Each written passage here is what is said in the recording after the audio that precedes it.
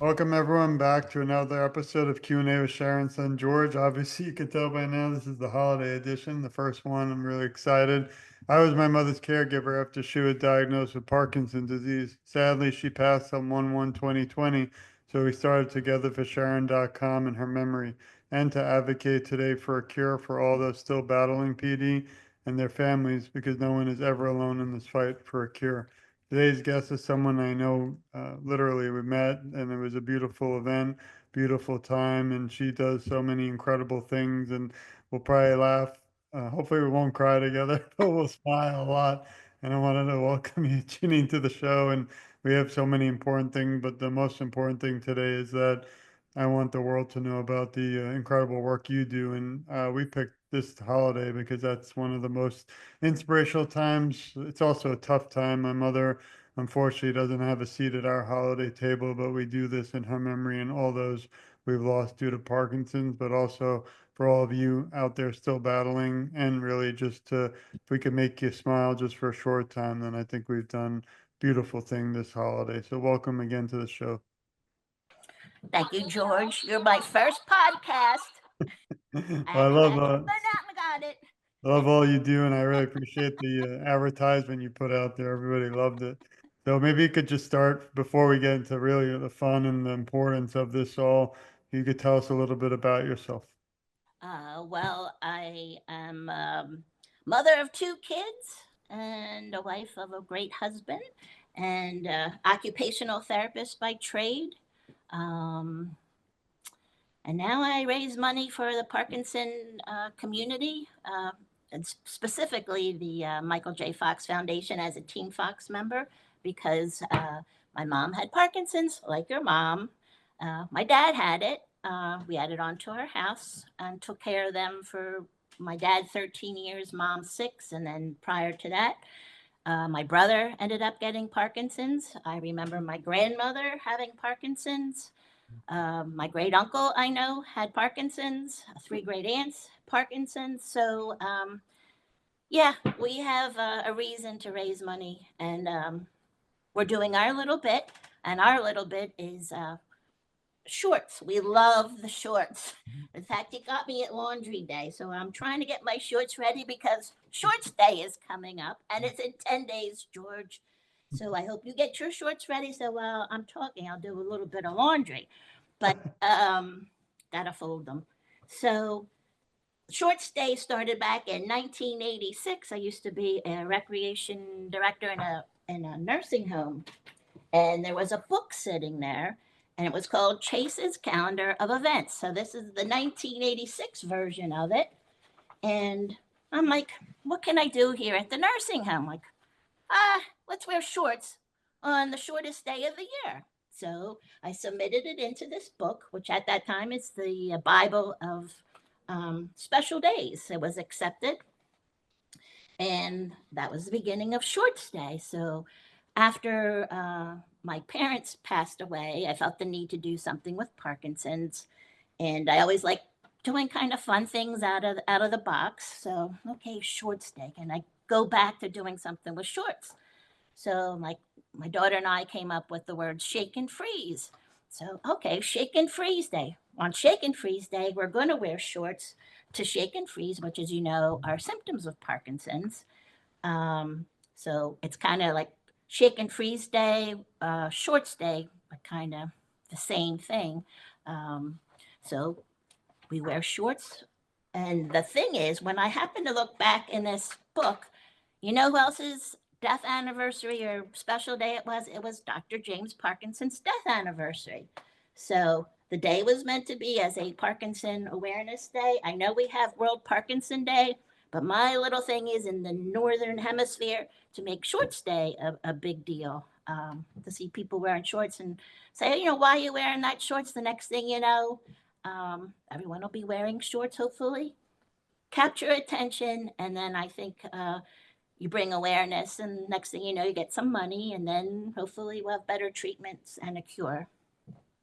I really appreciate all that, and we send our love to the whole family and the whole generations of them that had to unfortunately go through this. And I think today we fight also for our future, the children, so that they don't have to battle Parkinson. So I think it's amazing. One first question is, how do you keep joy and the happiness and smiling and making everyone like me smile during such tough times and loss? Uh, well, I guess I believe that we are going to go to a better place when we're done. So we all are going to leave this earth. Might as well make it fun while we're here. The idea is to have fun and for a not so fun disease. But the people that I've met in the Parkinson community through Teen Fox, uh, just doing a parade somewhere.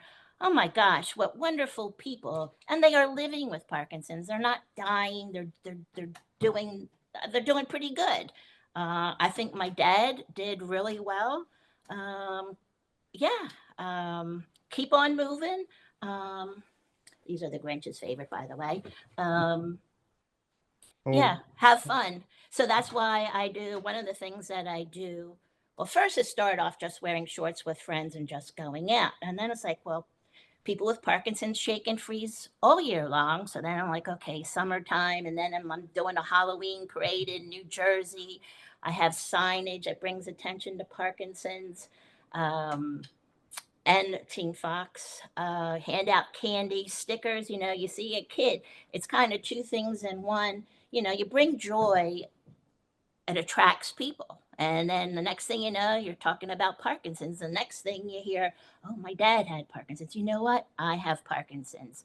Um, the people along a parade route to see the joy and for them to see what I'm doing, whether it's a penguin coming out of an igloo at the top of my car or Olaf, a blow up Olaf, in the car sticking out and hearing Olaf, Olaf, but yet they're still seeing my signage and it is being recognized. Uh, in fact, this is my little, and people, in case people have not seen, which you're probably going to show later, um, is this, which I came up with myself. But people are saying, "Yeah, I saw you, wherever." And these parades, like the one I was just in Hatboro, Pennsylvania, they say, up to 10,000 people attend that parade, and one a night parade in Doylestown. I think that was 6,000 possibly. So the word gets out by a visual, seeing a circle or seeing us with different signs. So the parading for a Parkinson cure, I think, is taking off. Well, we love what you do, and we had the honor to meet you, which is rare. And most of my guests, unfortunately, I haven't met yet. Hopefully, at the World Parkinson's Congress, we all will. But we met you live at the Michael J. Fox Unity Walk just last April. And it was funny because you're always so unique and rare, and I was excited. I didn't know you'd be there. And here you come strolling around with all these the Grinch and things, and I didn't even have to ask. I knew it was you. And it was a beautiful hug we got. And you met my family and gave us all the beautiful Santa hats, which we still have. So definitely helped us that day because we were walking memory of my mother. But to be able to look back at the good memories and smile for a moment, that's, I think, what you're doing. And I think we need more. We need to replicate you or clone you and put one of you in every state and every country throughout the world. So I want to thank Oh, you. thank you, Joe. Well, Speaking, I was going to say, speaking of unique hats, if you see people wearing these unique little hats, you can get them at Oriental Trading. And with the snowflakes, bring attention, to the shake and freeze movement, and they're cheap. So, people can wear shorts, and even if you don't have shorts, you can get, hold on. Well, anyway, the long pajamas that you have, you just get your scissors out and you cut them, and you can go prancing around. You can get your socks. don't worry, I don't know how you walk around in your house with all this stuff. Oh my gosh, don't even. I should take the camera now. My mom, I could hear my mom now.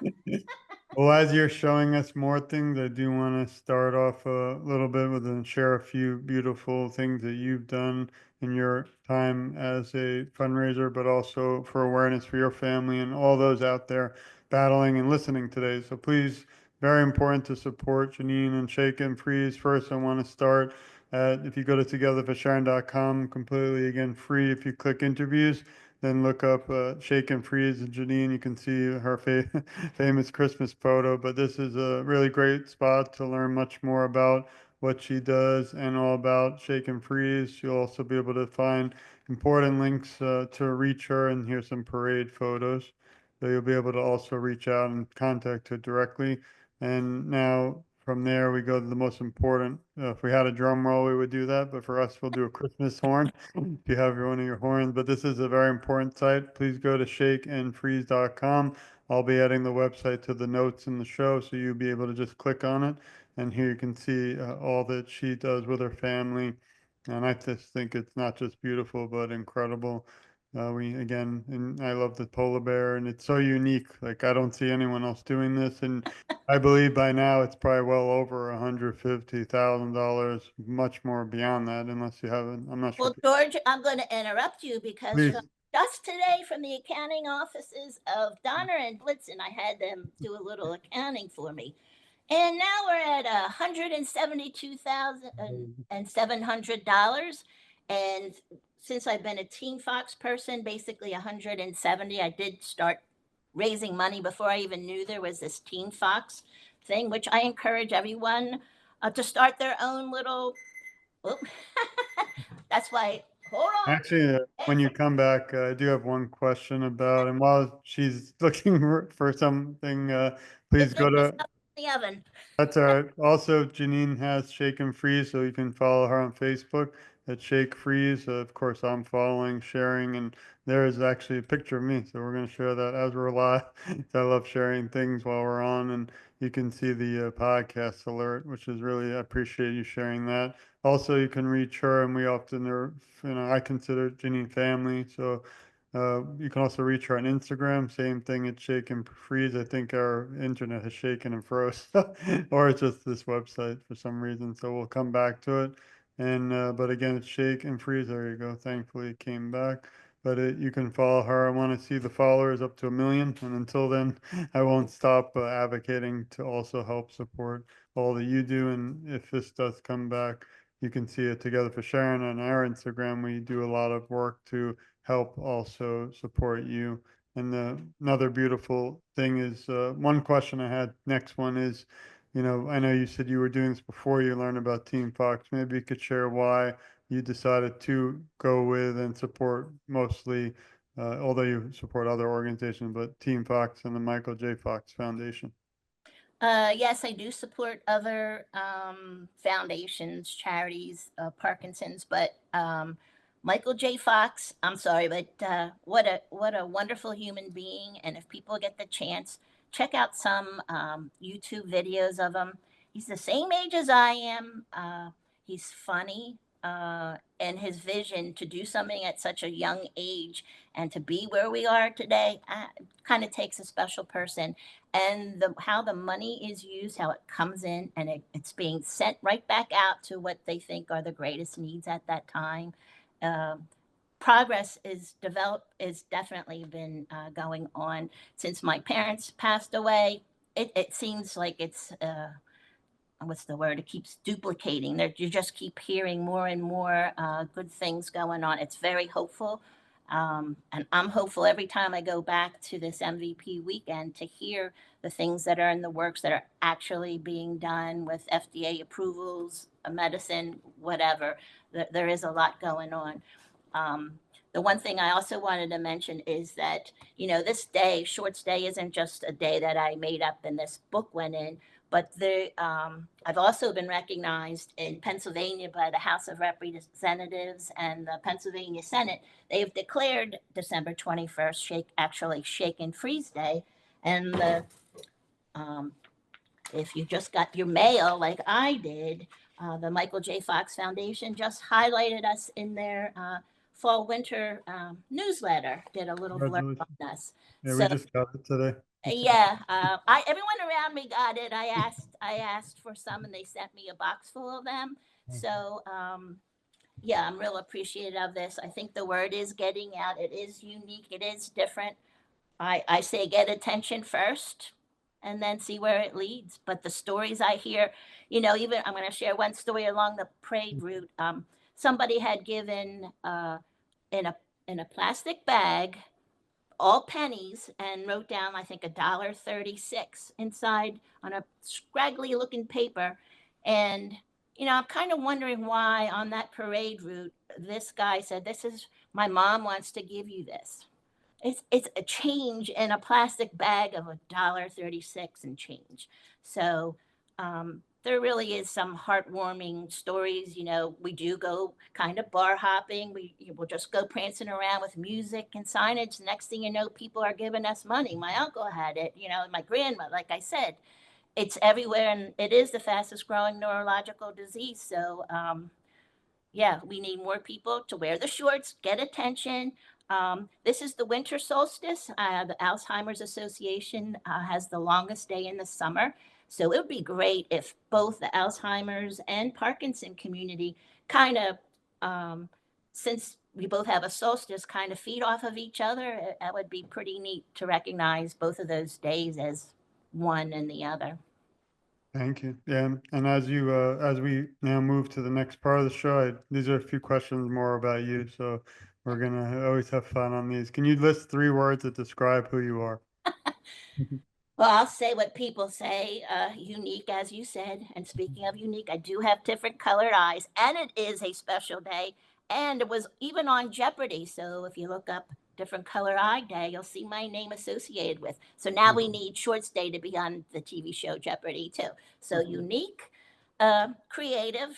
I think people think I'm creative in what I do. Uh, Loving. I try to show love to everyone, no matter who they are, what they look like, what condition. So yeah, those three come to mind. Now, you might have a lot, but is there one most memorable moment that you can share that stands out through most of your work so far with awareness? um I'm just enjoying everything about it. The stand out, that change thing really got to me. The fact that people are willing to give a $5 here, $100. I was raising money at Arita's Water Ice, and these kids love penguins, and I had penguins, and I got polar bears, and the mother came up to me and said, "My kids love penguins, but I really like what you're doing," and she handed me $100 bill. So if you're out there, people you engage, and it's a wonderful thing. How do you think, I mean, you're doing, obviously, I think, leading the way, but how do you think we can gain more awareness throughout the world for Parkinson's disease? It's all in the shorts, George. If Michael wears the shorts, we're good. Yeah, you know Hopefully what? he's That listening. it sounds like a stupid thing, but Shorts Day was before Ugly Sweater Day. Ugly Sweater Day came a long time later, but ugly sweaters. People are wearing ugly sweaters. Well, not now you can wear your ugly sweater and your shorts, and you cannot. They don't have to be fancy shorts, regular shorts. You could wear your fox socks with them, regular socks, whatever. But if people saw everyone, I think we need a dress down day. I think the world needs dress up, dress down day, however you want to say it. But that would be pretty cool if people were festive looking to bring attention. Well, I had the honor to meet your husband, so I thank him. But I was wondering, this is not always easy. As you mentioned, you've lost some beautiful people and loved ones like I did to Parkinson. I was wondering who helps you during times of struggle. It's not always easy, but obviously, again, you show more positive, but there's got to be times where it's not always easy when you're freezing out there in the cold. And, I'm just curious who we can kind of thank too in the background and behind the scenes besides Elf and the Dr. Seuss. I have some good friends who have had no connection to Parkinson's, but have seen either my drive or have become more aware of it. Like it is the fastest growing neurological disease. Oh, I didn't know that. You know what I mean? They don't know, but once people know, it's like, well, we better do something here. So my family, I struggle. The struggle is the laundry, George. It's the signage, it's all that stuff, but that signage tells the story. You see a sign in a bar or whatever, they read it. The next thing, I don't have to say anything, and I just bring my little handy dandy donation jar, and it's becoming a thing. But I am getting older, so even the parades walk, it's getting a little harder that way, but that's okay because this year we had a powered wheelchair out there. I have a stand-up walker. I have a transfer chair and a wheelchair. And speaking of all those assistive devices, you're parading over a mile, and these kids are seeing Olaf in a wheelchair, a snowman and a stand-up walker with the bubbles and everything. Now they're familiar maybe with a wheelchair that they've never seen before. So it's pretty cool to be able to do that stuff. I appreciate it. And this one, I think I'll know the answer, but my audience might want to learn. But who is your hero and inspiration?